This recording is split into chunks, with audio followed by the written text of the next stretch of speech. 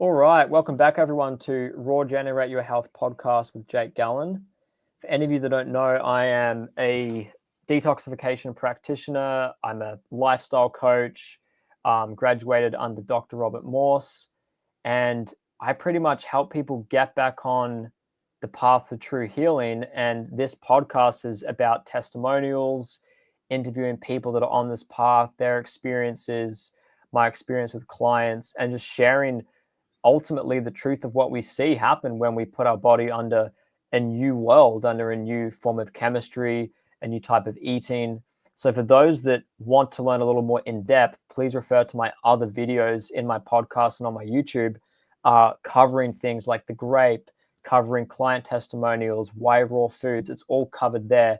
But today's episode is going to be a really special one because I've got a great guest on today, Chad Sasaki. He is someone who has been in this world of regeneration and fruits and raw foods for maybe not as long like me, not as long as other people, but the experiences that he has had speak for themselves. And today's discussion is going to be beautiful. We've already done another episode together that I'm yet to upload, but I will be uploading that, and it's on Chad's channel, and that'll be linked in the bottom of this video on YouTube and on the podcast. And go check out his content. It is an absolute game changer for anything spiritual and the regeneration of this diet and just changing your perception. I went through a really deep breakup when I discovered Chad's channel, and it was profound, the things I learned from his videos. So without further ado, mate, thank you so much for being on today and taking the time to discuss all things you and all things regeneration and seeing where this podcast episode goes, man. Thank you so much. Thanks for having me, Jake. It's been a real pleasure connecting with you over these past few months, and just, the fact that I've been able to connect with people like you is really just affirming to me that I'm on the right path. And it's been a huge encouragement just to share conversations with you, because as you know, this journey, it can be lonely at times. There's not a lot of people on the path that we're on currently, and doubts will start to sink in. And so I know I've certainly gone through some difficult phases during this journey, but seeing how you live your life and just having the pleasure of connecting with you has been a true joy. So thank you.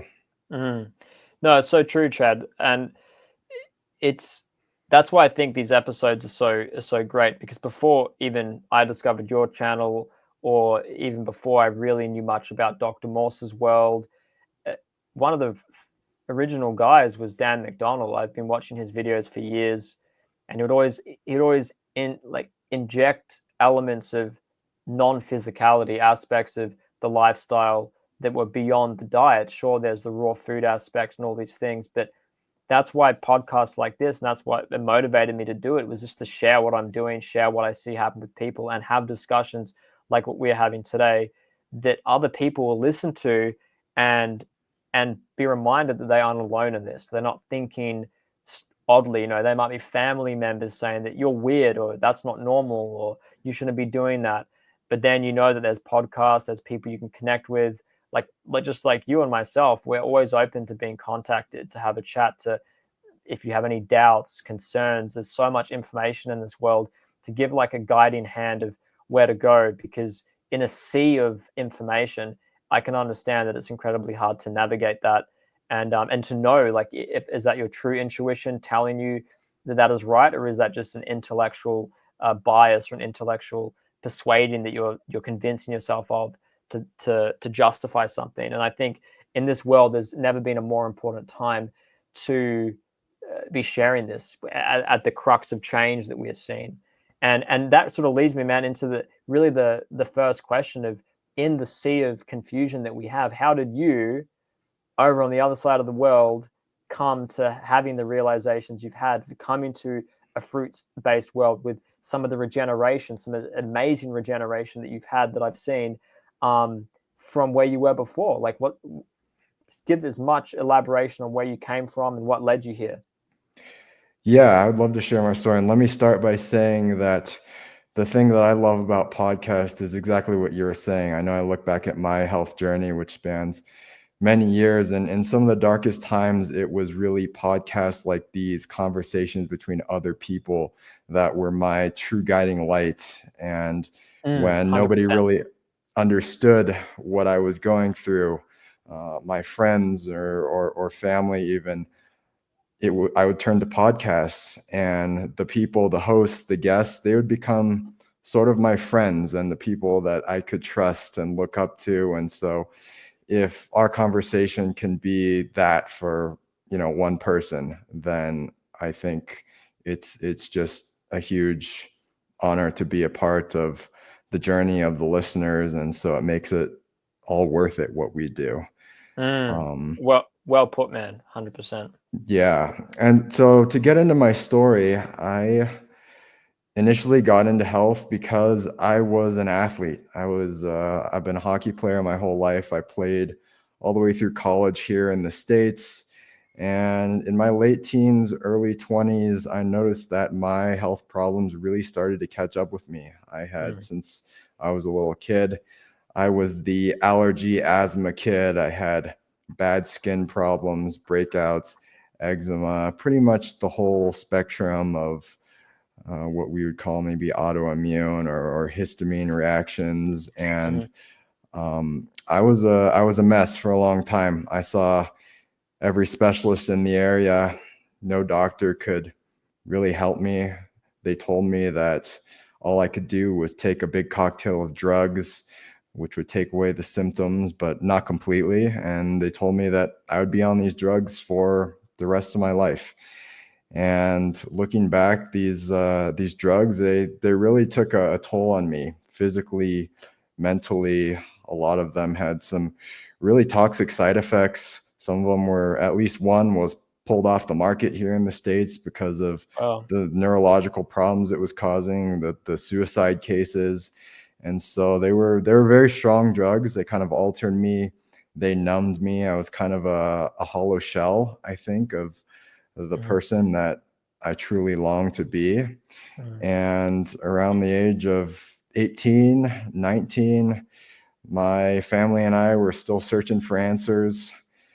We were turning more to the holistic side, but we didn't really know where to look until one day my mom kind of dragged me out of the house, took me to an acupuncturist, and that was the first true experience I had with some sort of holistic modality. That's the thing that really opened my mind to see that, hey, maybe somebody out there has answers, or maybe, hey, I have the answers within me. And so I broke out into this cold sweat on the table. I was sitting in a puddle of my sweat. It was almost like an out of body experience. And interestingly enough, the acupuncturist at the time told me, you need to eat all fruit. And What?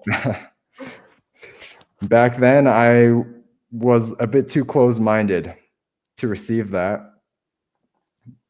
But I did start to take my diet seriously. I started to clean up all the junk foods, the processed foods, packaged foods, started introducing more quality meats, proteins, carbs, more fruits and veggies. And what I saw was, not only did my health problems start to disappear, I was able to kind of wean off my medications, but my performance in all areas of life started to improve. My athletic performance started to skyrocket. I had more energy, more mental clarity. And so all of a sudden, it was like I had this surplus, this extra reserve of energy at the end of my day. And rather than just surviving and getting through the day, it was like, okay, what should I do with all this energy and mental clarity that I have? And so I started pouring that into my personal development. I started reading books. I started listening to podcasts and exploring new avenues of thinking and being in the world. And that's what really started me down this personal development path, was that initial change in diet. And I stayed on that path for 4 or 5 years. I kind of wrapped up my athletic career, And we could talk more about this a little bit later on, but I had my own journey with some dental problems. I had an infected root canal. It came from traditional dentistry and sort of the procedures that are used and are considered standard, but actually end up having a huge toxic effect on the body. And so I had an old root canal get infected.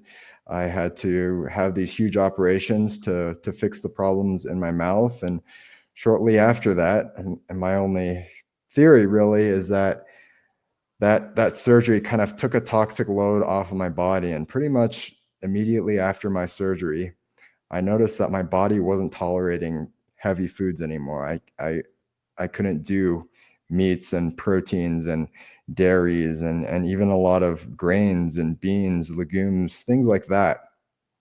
I would I would eat a meal and literally be falling asleep 30 minutes later on my computer trying to do work. And so I knew that something was up. I knew my body was going through a shift, but this was actually a very scary time because I was raised with the idea that you need to eat tons of protein. You need to get tons of calories if you want to be strong and be a high performer, be an athlete. And so slowly I just started cutting things out. I started going to more of a traditional vegetarian. I tried doing lots of beans and rice and high protein foods. I noticed I still wasn't feeling very good, and I just kept reducing. And at this point, I'm kind of panicking a little bit because I'm like, what am I going to eat? What's going on with my body here? I thought I was very in tune with my body, but going through this amount of change and seeing that sort of a breakdown, it was very, very challenging, very distressing. And eventually I came to the point where I kind of just, put out a prayer to the universe. It was like, God, universe, if this is my path, show me something, show me my next step. And lo and behold, I think it was that night, somebody that I was following in my podcast stream posted an interview with Dr. Morse. And I listened to that. I listened to what he had to say about a fruit-based diet. And there was a part of me that just knew, yeah, this is what I'm meant to do. This is the direction I'm headed. I don't know what it's going to bring, but I just got to trust. And so I threw out my dinner that night, and I gathered all the fruit that I had in the house, and that was my dinner. And that's how my path really started. And from there, I just continued to search, continued to go down the rabbit hole, and start to find more and more people. I thought it was a very rare occurrence, but it turns out the people in this community, much like yourself, are truly incredible and welcoming and open-minded and receptive to new ideas. And so it's really just been an amazing journey these past 2 years now I'm coming up on. So kind of like yourself, haven't been on this as long as a lot of others, but the depth of transformation that I've been through during that time has been unmatched. It's definitely been the most accelerated time of my personal growth, my physical healing. We could talk about some of the benefits I've seen later, but mentally, emotionally, spiritually, because at the end of the day, this type of a high vibration living diet, it isn't just about the physical body. It's about the totality of our being and really accelerating our evolution as people. And so that's what I do today. I consider what I do high performance healing, where yes, we are regenerating the physical body, healing physically with things like diet, but we're also transforming mentally. We're uprooting old belief systems. We're healing emotions and traumas that we've suppressed and shoved down. We're transforming ourselves spiritually, really opening up to what this human experience can be. And what I do is really, it's performance based and it's goal oriented, because I think one of the traps we can fall into pretty easily for those of us on the personal development journey is we kind of get obsessed with trying to fix something about ourselves. We think there's something broken, and that we need to always be finding solutions and fixing ourselves. And I don't want people to fall in that trap. I want people to set their sights on the life that they want to live, and go out and take risks and live a truly remarkable life. And so that's what I'm interested in, is what's possible for us as individuals, and for us as a human species. What if everybody on this planet were functioning 1% better? What type of world would we live in? So those are the questions that I'm really interested in, and I'm interested in helping people really unlock their potential, whatever that may be, and unlock their greatness so they can go out, make an impact in the world, and create the life that they want to see. Damn, man. Yeah, it's crazy when you hear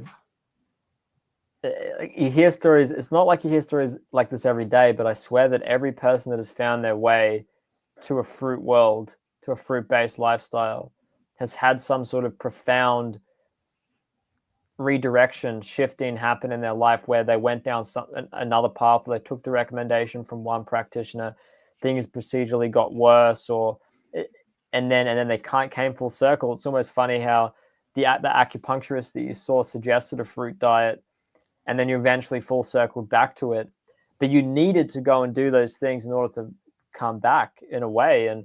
But it's interesting what you said at the end there about the way humanity is moving forward, because if we focus on a generational change, like you said, opposed to always being so fixed on fixing ourselves, we got something to fix, and realizing actually maybe I should focus on taking care of my body so my children don't have the problems that I have, that my family begins to change their perception around food while they see what I'm doing. So then it's not just about me, to the point where certain conversations around if eating animals, certain types of foods, just wouldn't even be a thing anymore in society. And it's interesting how these things often are tied into a profound witnessing of something great happening. And I wanted to touch on what that was for you. I think you said you had that jaw problem, the infected root canal, and what was sort of the regeneration there that you saw that was a testament to a physical side? Because I definitely want to touch into the emotional and spiritual aspect, but from a physical standpoint, what did you see happen in that area? And for those that do know, Chad does go into detail in a video about this, but for those that are listening, it'd be great to hear from you as well. Yeah, and you're absolutely right. With something like this, I think timing is everything. And everybody who embarks on this path, it kind of almost seems like it's divine timing, divine intervention, where I think the both of us can look back and kind of laugh at it. Like, yeah, it's so obvious that at that exact moment, there was another part of my life path that really kicked into gear. And it had to happen at that moment, because if it had happened any earlier, we wouldn't have been fully prepared as people. And so, yeah, I definitely do want to get that across, that for the folks out there, don't rush into anything that doesn't feel right now. Trust the timing of your own journey and your own evolution, and understand that, you know, healing only goes in one direction. And so you're exactly where you need to be. And like us, you're going to have those moments where it's like, yep, it was all perfect, it was all divine, and I am on my path. And I think that's important, because the healing path is one of tribulation and difficulty and a lot of darkness. It really forces you to go within yourself, and so it can feel very lonely. And I think exactly what you're saying, it's those testimonials and witnessing what's truly possible that kind of act as the guideposts and the road signs along the way to keep you moving forward and encourage you, like, yeah, this is working, what you're doing. Mm, And I've had plenty of those moments, but the moment that you've been talking about with the jaw regeneration was probably my first aha moment that there's mm, something to this fruit diet. I don't know what it is or how it's working or what the chemistry is going on in my body, but it's working because I can see it and feel it in my life. I look at the before and after scans, and there it is. So how can you argue it, right? Yeah, mm, you can't argue individual experience. And so just to give a little bit of background, I mentioned before that I had that infected root canal, and it was a bad infection. Actually, it left this big gaping hole in my jaw because it had eaten away far below the root of the tooth. Um, and so there was a big chunk of my jaw that you can see missing in the before scans. And after I switched over to this fruit diet, my biggest concern was, okay, how am I going to regrow bone?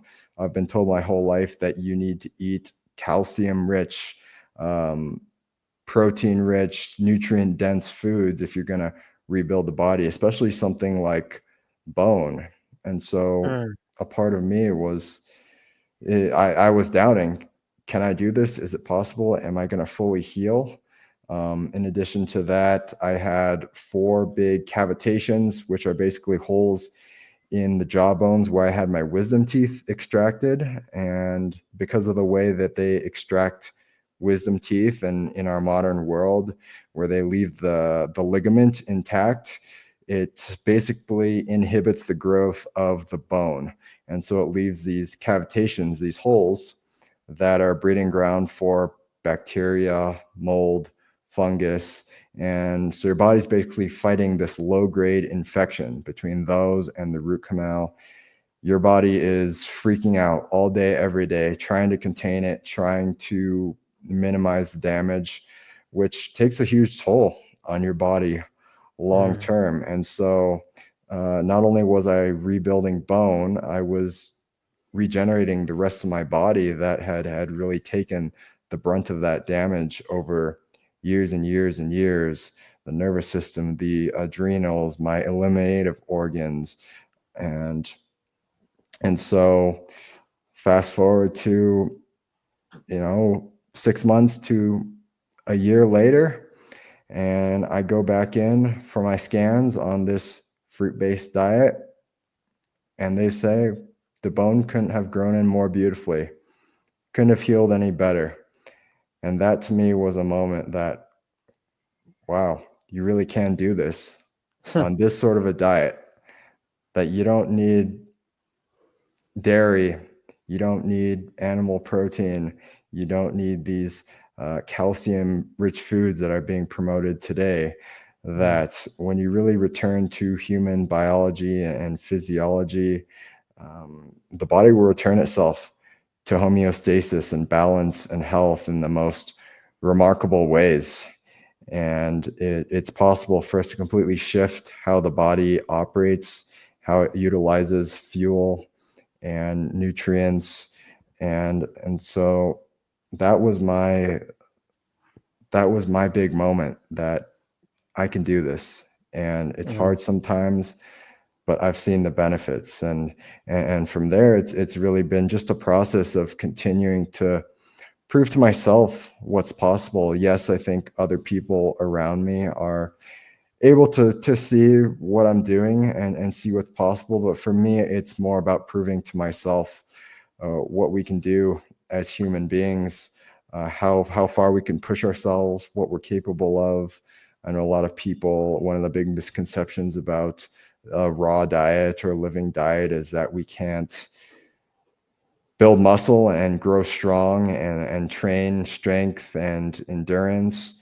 And at this point, I've completed 3 half Ironman triathlons on this diet, mm, which is, it's for me a 6-hour day. You're doing over a mile swim, you're doing 56 miles on the bike, and a half marathon. I'm not sure what that equates to in uh, in metric for you guys down south, but It's a while. It's a yeah. lot of work. Yeah, it's a tough day. It's a lot of training and just being able to show myself and break that programming from when I was an athlete that you got to be eating a protein-rich diet. You need to be in a caloric surplus.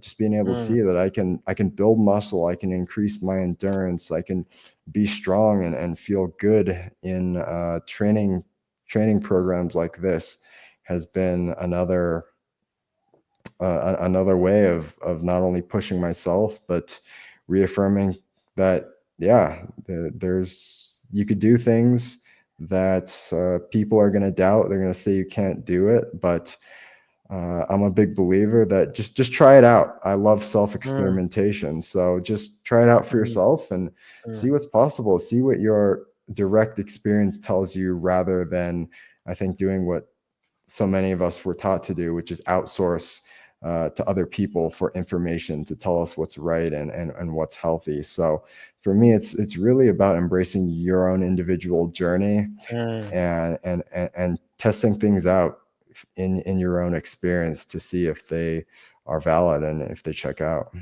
Yeah, there's nothing worse, man, than being a regurgitator. I was definitely that for a while, where I wasn't really living, or I'd tell people about certain things, but I wasn't really living it yet. And there's nothing more disheartening than when you know what you could be doing, but you haven't fully experienced it yet. And what gave me that motivation originally was seeing what clients, like I had my own teeth problems that just stopped in their tracks when I went down this road. But even at the beginning, I hadn't quite clicked yet. It took me a hard lesson to be in the dentist one more time to go, yeah, no, I'm good. I've learned it now. The second time was loud and clear. And seeing during that time what clients had done, I was like, this isn't what Dr. Morse's clients. This isn't his patients. This isn't Dr. Yaki. It's not someone I've read. This is my direct experience of myself, and then seeing what's happened with clients. And just that alone, it sheds a light on the path that you're treading, that it's the right path to go. And it's hearing not only the regeneration of the bone, but also the fact that you're competing in some of the most athletic feats that the modern human partakes in. You know, sure, back in the day, we would have been doing those kind of things probably just as a normal way of being. But when we live in a world where you have to go out of your way to train this way, to partake in a day, sometimes 2-day, multi-day athletic event of swimming, running, cycling, and so on, most people uh, struggle, and you're definitely not the first. People that have researched this in the fruit world, that this isn't just isolated. You know, I absolutely agree with you, Chad, that we got to experience this ourselves. But to know that, and when you see it again in other people, especially in yourself, you go, oh, it's not just. It's more believable when you see it happen to yourself or someone close to you. So I really admire your the fact that you just like pushed on and in the face of adversity with these like family, people around you, the doubts in your own mind of conditioning to keep going with that, because you reap what you sow, and you can't expect your crop of a new life to be harvested in a day, or even a week, or even a month, or even 6 months. But when you know that the seeds that you're sowing are that of something new and powerful and strengthening and of a regenerative nature, it's going to be worth the wait. And in the scheme of things, 6 to 12 months for that bone to regrow is nothing in the scheme of things. And I say this to clients as well, man. Like we spoke off camera about, and I think on camera too, about this, and maybe in the other video, about people viewing that there's always a problem to fix, that there's something that is, maybe it's not that there's something to fix, maybe it's just we got to unblock unblock the blockages in our bodies on a physical and emotional level, and everything will be all right. But otherwise the physical vessel will struggle if we aren't doing the right things, if we're not thinking the right thoughts. And that sort of ties me into this next part. When you saw the physical things changing for you, what did you notice changing on an emotional level? Because people often get pretty hung up on what are they eating, what are they doing, how many calories. That's another thing I wrote down, the calorie theory, because I'm someone else that doesn't even track or care about that. And when I have checked, I'm definitely well under. But those things, when it came to your perception of how you see things, because I definitely for a while was obsessed with eating enough calories at the beginning. And then I started to realize I feel worse when I eat more. I'll eat when I'm hungry, I'll eat as much as I want. So what's been your experience with that, and your perception around other things like calories, volume, training, rest between exercising, all those things? Yeah, it's very similar to you. I think we all start out and we're worried, am I getting enough calories? What's my protein intake? What's my training look like? All these things that we've been taught, but we never really questioned. We never went within to consult our direct experiences. We just kind of took them for granted, took them as gospel. And so you're absolutely right that when you go on a journey like this, where there's not a lot of people doing it, there's not a ton of information or research out there, there's really nowhere to turn but to your own experience and to live it yourself. And I think once it starts to click, that's when you see things start to move very fast, and other people can sense that as well. I think when it clicks in your own experience and you're like, yes, I've lived this, people can sense that when you're talking about it and you're sharing your experience, and it makes them curious, like, tell me more about your experience. I want to experience this for myself. So I think the first benefits that I really started noticing were the physical benefits. I got a massive physical detoxification. I was eliminating tons of volume. I was definitely getting thinner, losing weight, which is another thing that I think we're overly concerned about Mm, is body weight, body mass, muscle mass, and because you are going to get thinner, but you're not actually losing the muscle. You're losing the inflammation, the fluid, the pus, the mm, toxins that are stored mm, in between the muscle cells that your body has shuttled to different places of your body to mm, try to keep them away from your vital organs, because the body doesn't know what else to do with it, so it'll just shuttle it and store it. mm, So you are going to lose that, so you will get leaner, you will get thinner, but this idea that you're going to just wither away and dissolve all your muscle is a complete fallacy, and yeah. anybody who has been on this for an extended period of time can attest to that. Mm, So that was the first thing I experienced, was the physical detox, which I expected, and is can a lot of times be uncomfortable. You get kind of the healing crisis and you go through the symptoms, which is just your body cleaning house. It's nothing that we need to be afraid of or medicate mm, for. It's just really about trusting the body, trusting its intelligence, that it's not going to do anything to harm you.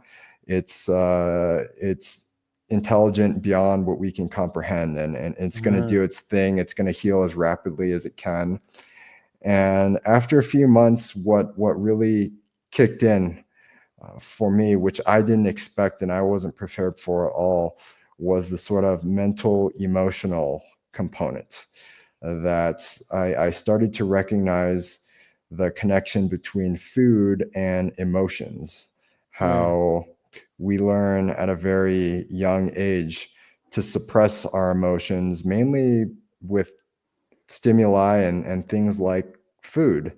That mm, if I'm feeling something that's uncomfortable or that I don't want to feel, and I eat something very heavy, protein rich, fatty, some kind of sugary junk food, it's that stimulant that suppresses the natural feeling of the emotions. And so instead of completing that loop and integrating into the nervous system so that we can move on, the emotion gets shoved down into the body and it can't complete that healing loop, and it gets stuck there. It's unresolved, and so it kind of gets lodged in our mental emotional sort of subtle bodies, if you will, until we can resolve it, until we can play it out. And so I think for anybody who goes on a very life-giving light sort of diet, like a raw living diet. What you notice is that after a little while, these emotions, they start to come back to the surface. They start to push themselves up, and because they're looking for healing. And so when you get rid of the physical obstructions in the body, it's these really difficult thoughts and emotions that we've been running away from our whole life that start to present themselves. And so this is what we would probably call the emotional detox.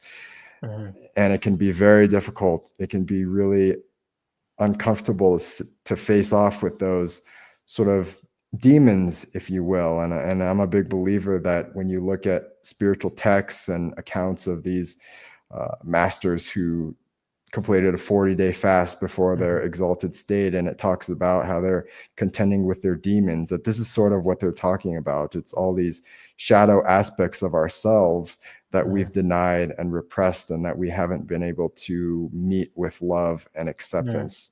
So this is the process of where it's really a full person healing and integration, that you can't limit us to just a physical being, because we are really truly multidimensional in nature.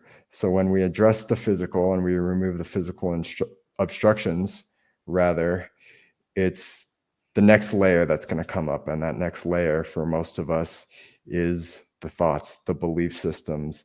It's the heavy, dense emotions. But as you move through it, as you allow yourself to really feel into it, be present with the sensation, not judge it, not resist it, not fight it, it will complete its loop, and it'll kind of release the pressure like a valve, where the emotions are going to continue pouring up and presenting in your day-to-day life, but they'll become less and less. It'll feel less heavy. It will start to rebalance itself within the body and the nervous system. And over time, you just start to feel lighter and lighter. That heavy, dense feeling of fear and dread and pessimism, it really starts to go away, because when we suppress those emotions, it takes a huge amount of energy to hold it down. And so as we allow them to come up, it frees up that life force, and we're able to pour that into creative endeavors, into physical pursuits, into just our own growth and evolution, and our relationships and our business, our life. And so just having that newfound sense of energy and freedom as we go through the emotional healing is so rewarding and so eye-opening. And I think the biggest thing I've noticed is just that I have more of a capacity, a bandwidth to experience all of life, that before I had been holding down so much and carrying all these subconscious beliefs around fear and scarcity and lack. And as you free up all that energy, it's like you're able to just soak in life and be in the moment. It's you don't need to chase those mountaintop moments anymore, those sensory pleasures, because every moment is just something new to be experienced and soaked up. Something as simple as sitting out in the morning sun, listening to the birds chirping. It can bring you so much joy and pleasure when you're really open to the moment, rather than being stuck in our heads and stuck in the stories of all the things we need to do, or the things we need to fix, or everything that's wrong about our lives. It's I've just found myself more open and receptive to life, and I think that's been the biggest shift for me is the emotional healing that it's brought about.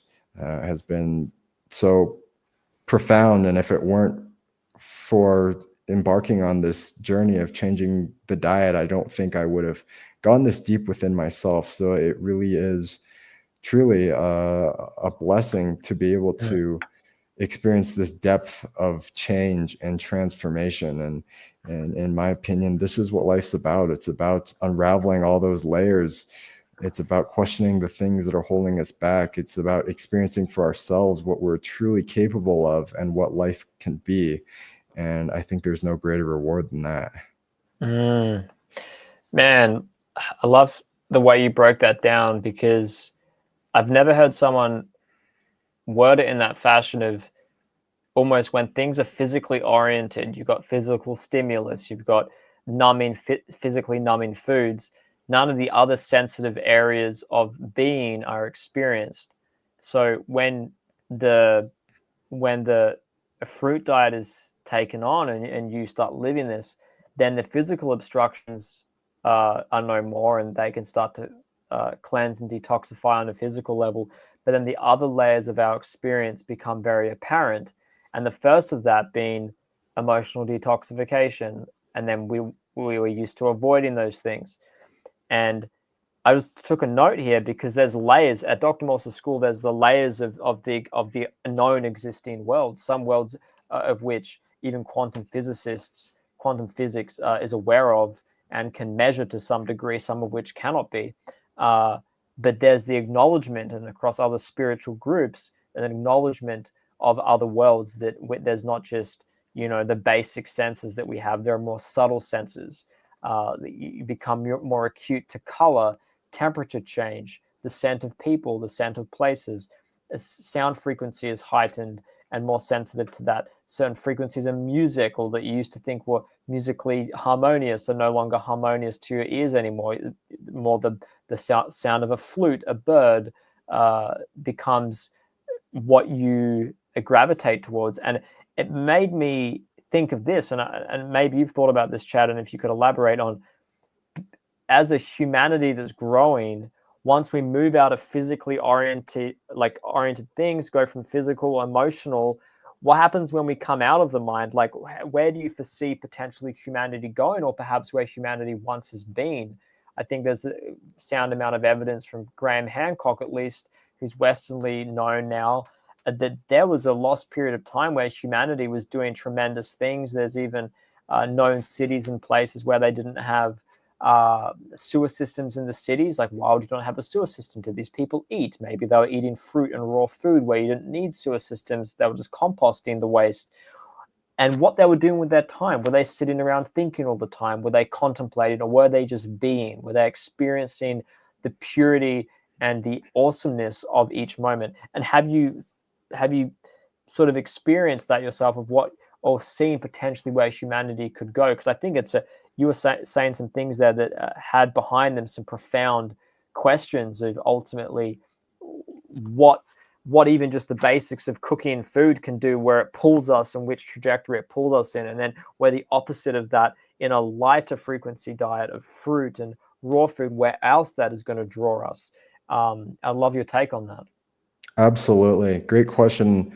I love this topic because I think you're completely right that this is where we're headed as a species, as a humanity, that it is inevitable in our evolution. It's kind of written in the stars. And the way I view sort of our physical body and how we interface with the physical body is basically, the body is like an antenna. It's basically a spiritual antenna that picks up frequencies all around us, information, and it sort of translates that in the brain. The brain is sort of like a hard drive, and it interprets what the antenna is picking up. And most of us in our society today, because of the toxins in our world, because of the foods we eat, the poisons in our environment, the way we live, it's very out of touch with nature. Our antenna is so gummed up. It's not functioning as optimally as it should. It's not as sensitive as it could be. So the way we live it shuts down a lot of our sensing ability and our faculties. It closes down our bandwidth and our ability to experience life. And as we purify the physical body and really clean things up and remove the obstructions to true health, start eating a lighter, higher frequency diet, all of a sudden what you notice is that your bandwidth starts to increase, that the signals that you're picking up become stronger, that you start to pick up new signals, that what you said, your existing senses will start to become heightened, your sense of taste will increase, your sensitivity to sound and light, you'll see colors in a brighter way. And not only this, but I think new senses will start to come online. And these are sort of the psychic clairvoyant senses that are talked about in the very sacred spiritual traditions. And it's not that some people have this ability and others are not given it. It's that we all have the capability. It's just some people are more tapped into it. They're able to pick up these things through their antenna, that is their physical body. And so these abilities, they're really innate to human beings, I think. And this is, you can read about, writings from people like Rudolf Steiner, who talks about developing these senses. And you can look at the research coming out about these ancient civilizations and some of the spiritual knowledge that's been carried forward on our planet about these very high times in days past, lost civilizations, very civilizations that we wouldn't even recognize today, because they're living so in harmony with each other, with themselves, with a higher divine power. And this is where I think we are returning to, that everything here on earth, it exists in rhythms and cycles. So it's inevitable that we will return there. But it's going to take some work. As you said earlier, you reap what we sow. And this is kind of the world we've created, where we've had this fall of consciousness, that we have lost touch with who we are spiritually, with who we are and where we've been as a species. And so I think it's really about, it isn't about gaining anything new or pursuing anything, chasing anything. It's returning to the core of who we are and who we've always been, who we're destined to become as a humanity.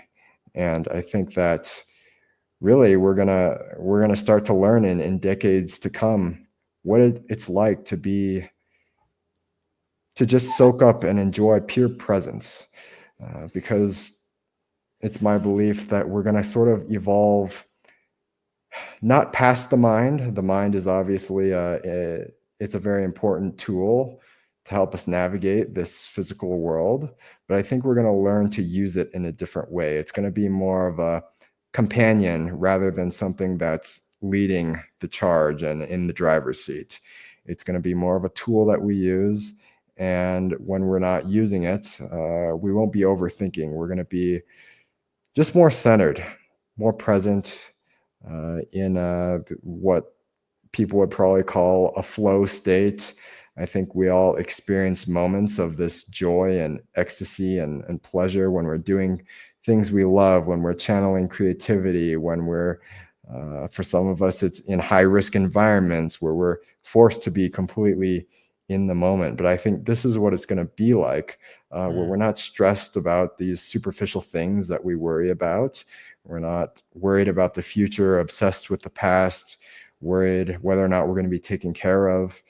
We're going to have this overall sense of well-being, that we're good, and we're going to have a remembrance of who we are as these infinite, multidimensional spiritual beings who are just here for a temporary adventure, and that we have the joy and the pleasure of connecting with one another and experience what life is like here on earth. Because at the end of the day, it is a beautiful, remarkable place if we just have the ability and the presence and the patience to step back and enjoy it for what it is, and in its diversity of experiences and the wealth of things that we could create here in this physical world. And so for me, it's about integrating all the different aspects of our being It's about integrating our physicality with the power of the mind, with the ability that we have to experience emotions, and ultimately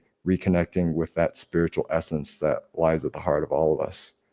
Man, and I wonder how much of I love the antenna analogy, because I've thought of it in a similar way, but the way you articulated it was just beautiful. And I wonder if perhaps this is why some people, when they're used to a different frequency matrix, a different amount of energies and complexities coming in, that when they experience a lighter way of being and they get a deeper connection to other states of what you may call non-ordinary reality, Steiner, the higher worlds, like his work, Knowledge of the Higher Worlds. And I'm glad you brought up Rudolf Steiner, because I think he's one of the best kept secrets. No one really talks about him much.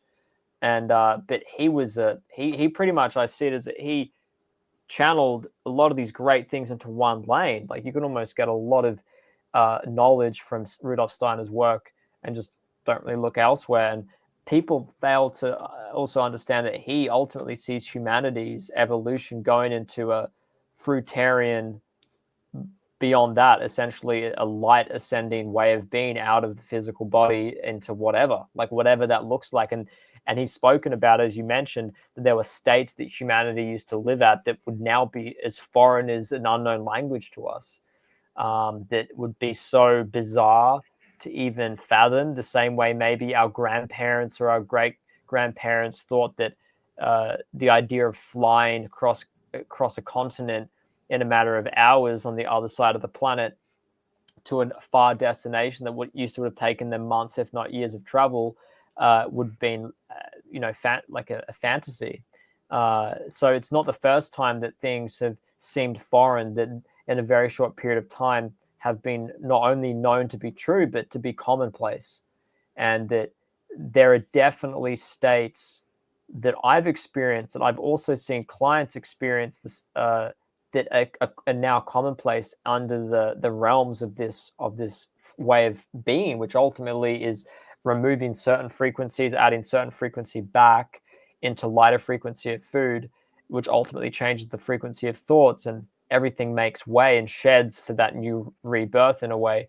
And so I love the way that you went into that, and just like the wonder and excitement of where humanity could go, which, as you said, is ultimately inevitable.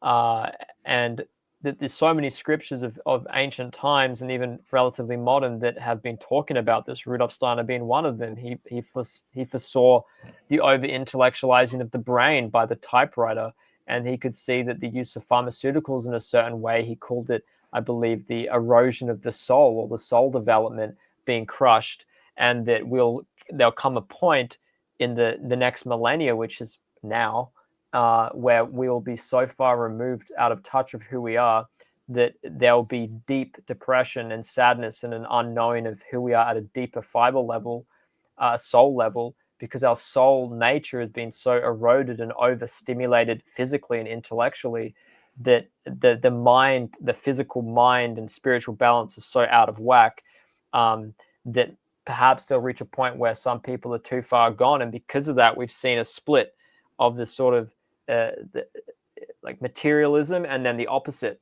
The same way in chemistry, when you understand food being chemistry and ultimately energetics, if there's something incredibly acidic, nature wants to bring something alkaline to bring homeostasis. So you can't have one without the other. The way Alan Watts puts it, in Taoism, a bee you never find a bee where there isn't a flower, and a flower where there is not a bee. They arise mutually for one another. And this is not to demify a dark force, but it is very true that if one gets out of hand, chaos will reign. And ultimately, chaos is not our natural state. The same way you said before, the simple pleasure of sitting out on the deck and listening to a bird song, whereas the person next to you may be on their phone or stuck in their head thinking about taxes and the work that day, and how messed up their life is, or a mistake they made 10 years ago, and they're still kicking themselves about it, when none of that exists anymore. And worrying about if someone's going to leave me, if I'm going to, it's like, everything's going to be okay, man.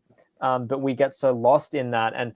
And what you said about the mind becoming an ally essentially, and not to be governed by the mind, and really the scope of growth that humanity can attain is really limitless when you even look at some of the things that humanity has done in the past. And if anyone is interested to go more into Rudolf Steiner's work, I know we'd both encourage you to do so. Knowledge of the Higher Worlds is what I would recommend a starting point to be.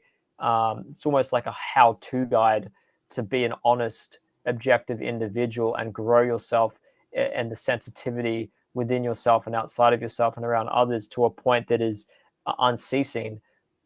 Because I think we do live in a world too where you see people, and you've probably seen this as well, Chad, where they almost think they've reached the pinnacle, they've reached the top, and there's nothing more to unravel.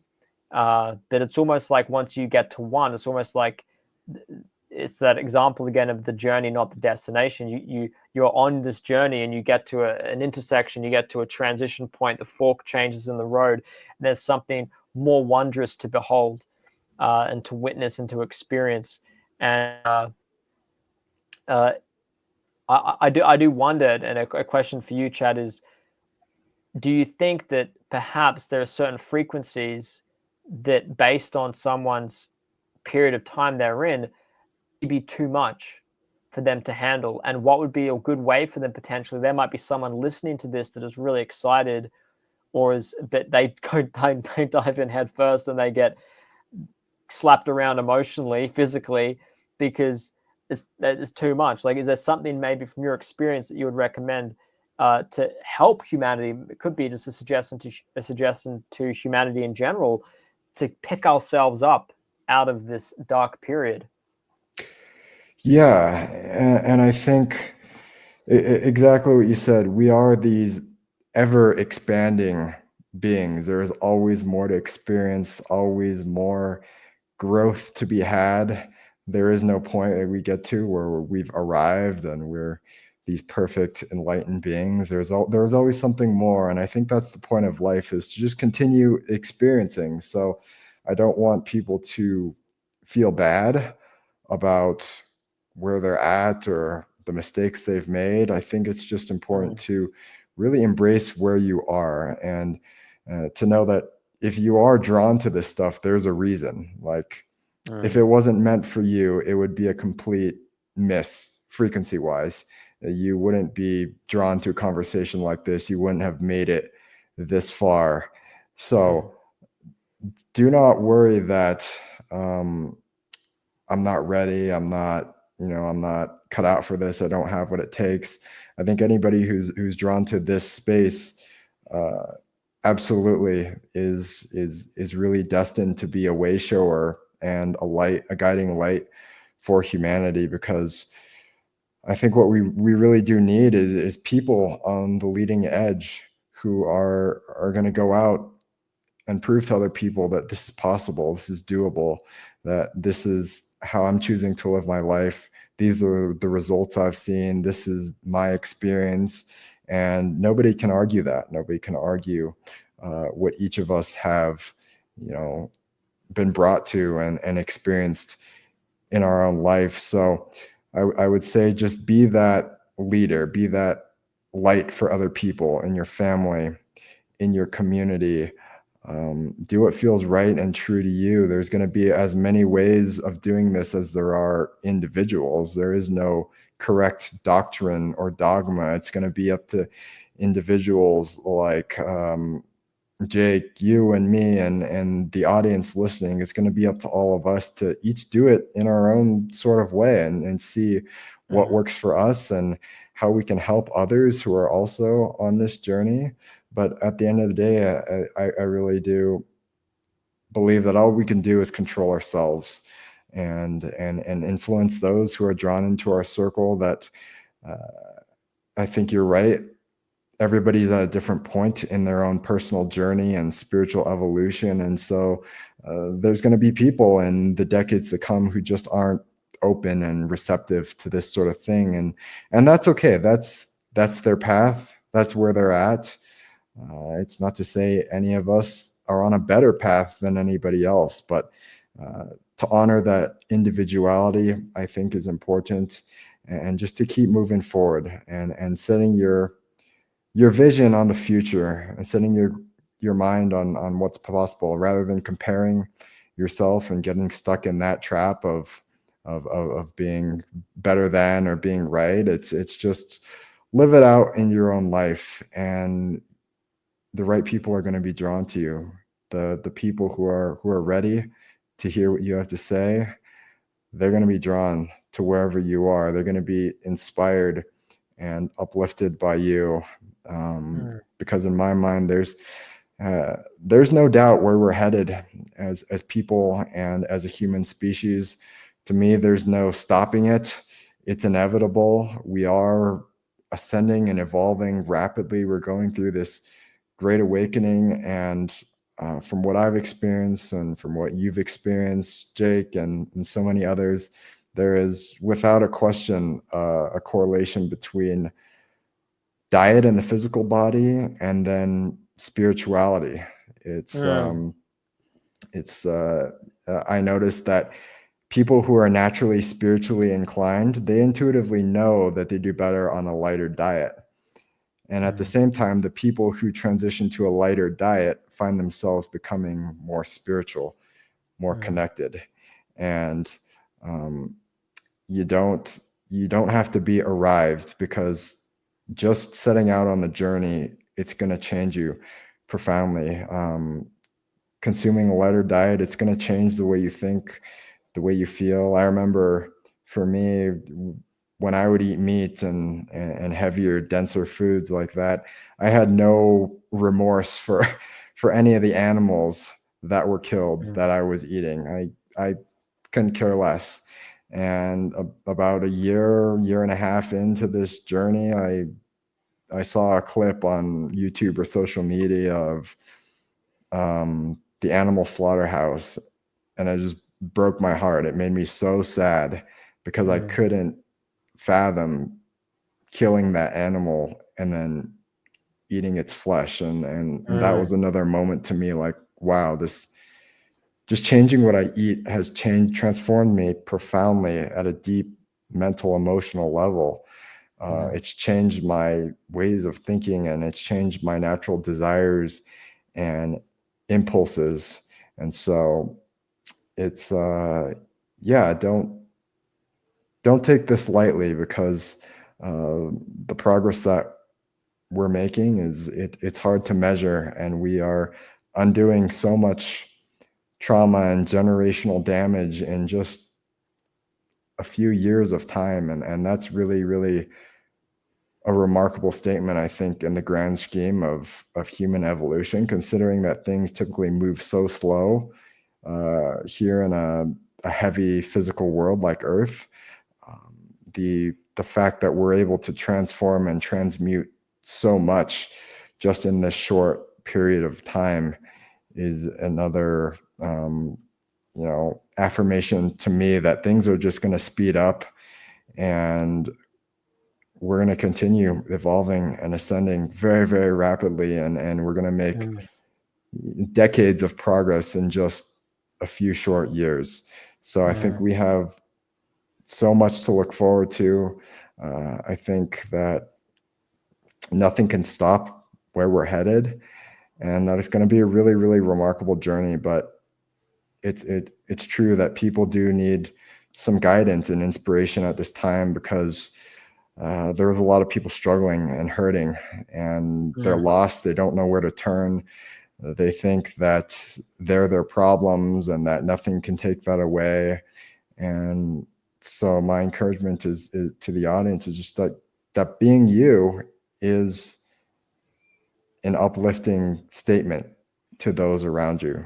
And that's what's most important, is honoring your journey and being that person that other people look to and go, wow, what do they have that I don't? What do they know? Maybe I can learn something. And that's what I think really opens people's mind.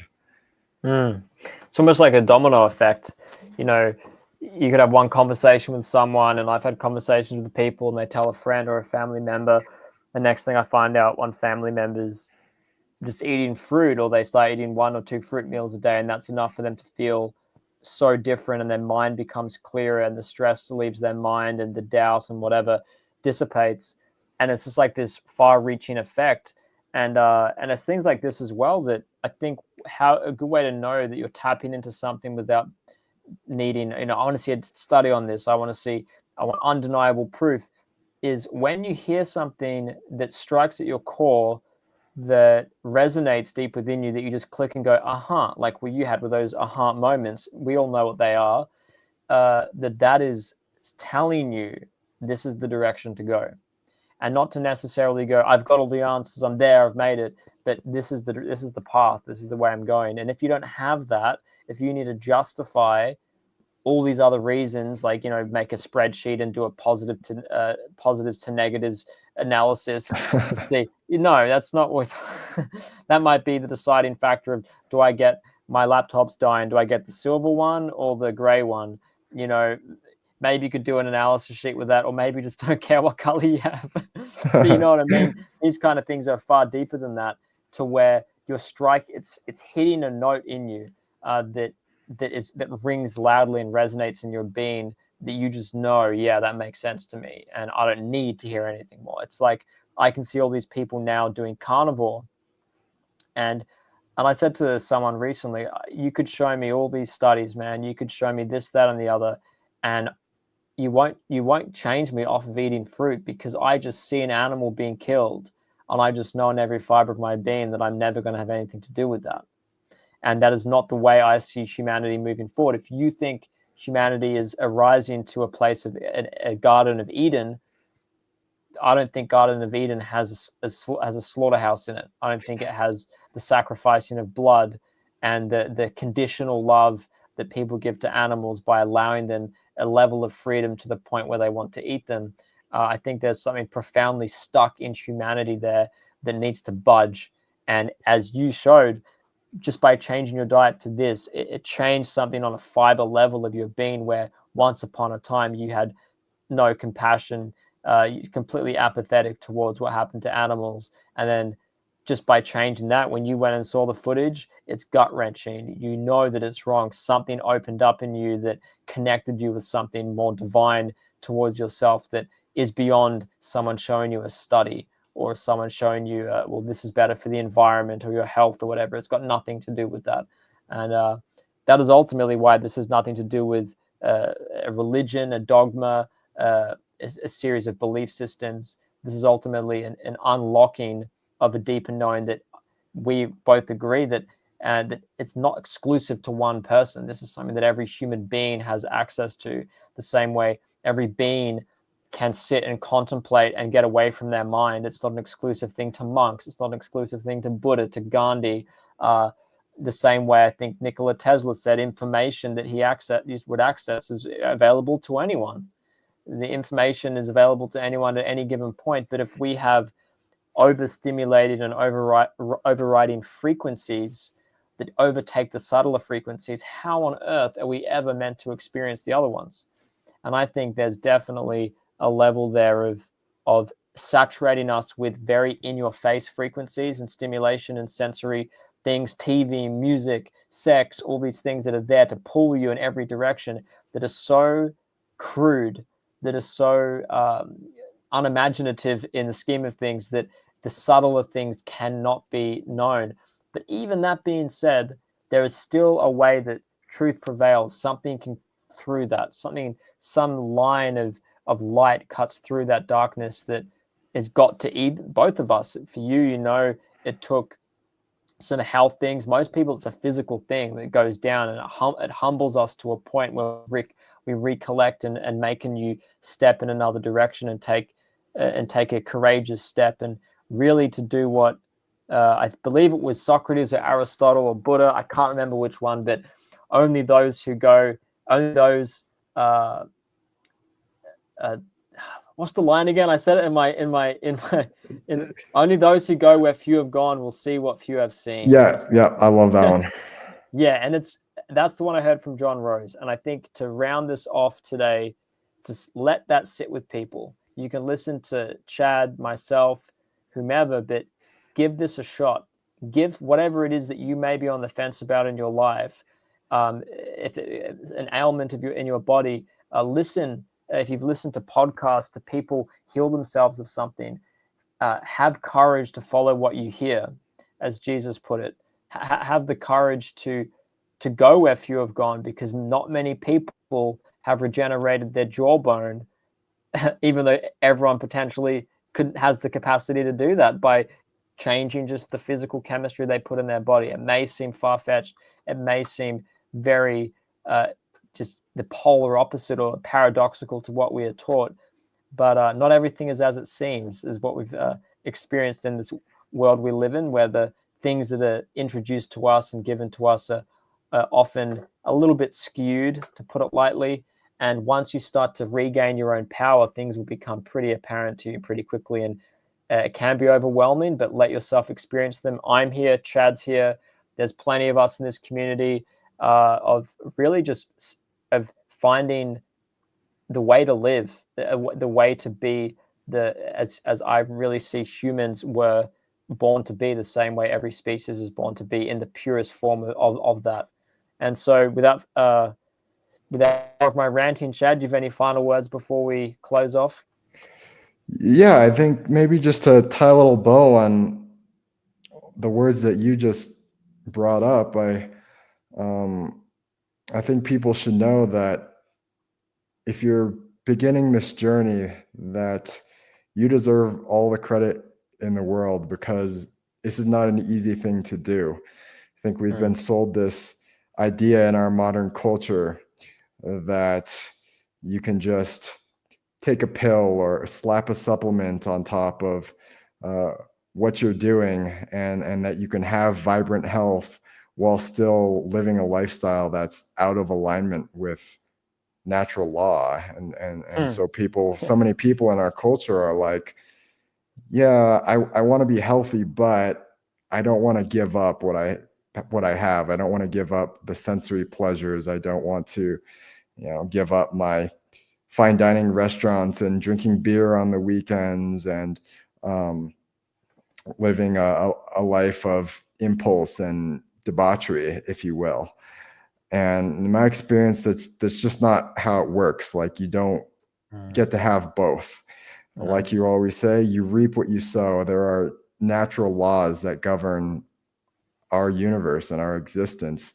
And if we live in alignment with those laws, we experience a deep, lasting fulfillment and joy and energy. And when we break from those laws, life is going to give us feedback. It's going to let us know that we're violating law. And usually that comes in the form of some kind of discomfort. So if you are experiencing a healing crisis, what an opportunity. What a great doorway into the world of personal development and transformation. And no, it's not an easy journey, but the path back to wholeness and health is going to be one of true, lasting joy and peace. And it will be worthwhile beyond, I think, what any of us can imagine. There's the amount of change that we're experiencing in just a couple short years is unmatched. And it really is just about returning to who we are and who we've always been. As you said, the truth prevails, and there is a guiding light that exists for all of us that just can't be dimmed, and we can't fail to refine that guiding light and really be set on the path of our soul's development that we came here to experience. And I think for all of us, it's just about opening the blinds a little bit more, letting that crack of light in, to see that the sun is always shining outside. Yes, there might be clouds, there might be thunderstorms that block the view, but the sun is always shining, and nothing can ever stop us from returning to who we are. So crack open the blinds, go within yourself, explore the depths of your being, stay true to your path, and you will notice, just like you said, that you're going to have those moments of intuition and insight where you just know, this is what I'm supposed to be doing. this is my path. And those are little winks, they're little breadcrumbs that the universe is dropping you that, yep, you might not see the big picture, but you're exactly where you need to be. So trust the journey. And I just, I couldn't be more excited and optimistic for everyone and for humanity, really, as a whole, and for the future we're going to experience together because we're creating it. No, thank you for that, Chad. That is a perfect way to round off this episode, and I couldn't agree with you more. And I'm sure that those that have made it to the end hear the words that Chad has spoken, hear the message that we've brought today, and that even if there was one part of it you got more than the other, you've learned something, and you're not just listening to a podcast talking about nonsense. And that's really what we're trying to do here is show that, again, you're not alone, to have courage in yourself, to have courage in the process, and to be patient with yourself, to be kind to yourself, that there's ultimately nothing wrong with you, and you're exactly where you're meant to be. We've all come from our own places of suffering and learning, and really the suffering is what is a guider. It guides us through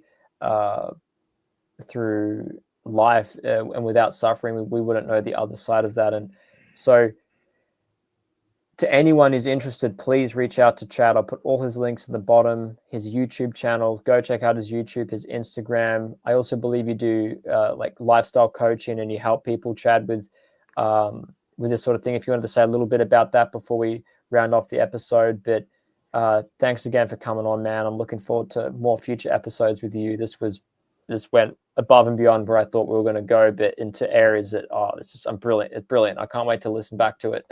Yeah, it's been a joy, and I learned so many things every time I talk to you. So same, man. I'm always happy to have a conversation. I'm excited for what we're gonna put out in the future. But yeah, for anyone who's interested, you can find me, Chad Sasaki, on YouTube, on Instagram. I have a podcast as well, Supernatural. You can find that wherever you get your podcasts. And if you are interested in working with me one-on-one, you can learn more at my website, chadsasaki.com. And I do work for an extended period, as I kind of discussed at the beginning, doing high performance healing. It's an in-depth dive, a total person transformation, but it is very goal oriented, and it's to help you become a real performer and an elite performer in life, and to really unlock what you came here to do and experience, and to put you in touch with yourself. Because I think for both of us, our goal for you is to become self-sufficient and self-guided, that you won't need to rely on either of us. You won't need a guru or a teacher or a doctor or a priest or anybody, that you're going to reconnect with the wisdom deep within yourself and follow that guiding light. So that's what I do. I'm always happy to have a conversation. Just reach out for any reason. Love to just chat with you and connect. Yeah, beautiful, Chad. Well, man, it's been an absolute pleasure. For anyone listening as well, my links are in the description. Chad's links are in the description. We've got the other episodes there. Chad's got his podcast. Go show him some love. Share this with friends. Share this with someone you feel may need to hear this message, that may be a little bit stuck, maybe has just opened the door, and you know this is going to be for them. This is what it's all about. This is how I got into listening to these sort of podcasts. They get recommended. They come out of nowhere. Maybe you just stumbled across this. These are all, as Chad put it before, little breadcrumbs of the universe showing you this is where you're going. And thank you so much for being here, Chad, and thank you all for listening. It's always a pleasure, and we'll be back for another episode in hopefully in a fortnight or a week. But I wanted to make this as regular as possible. And much love, man. We'll talk soon. Thanks, Jake. I'm looking forward to connecting soon. It's been a pleasure. Bye-bye.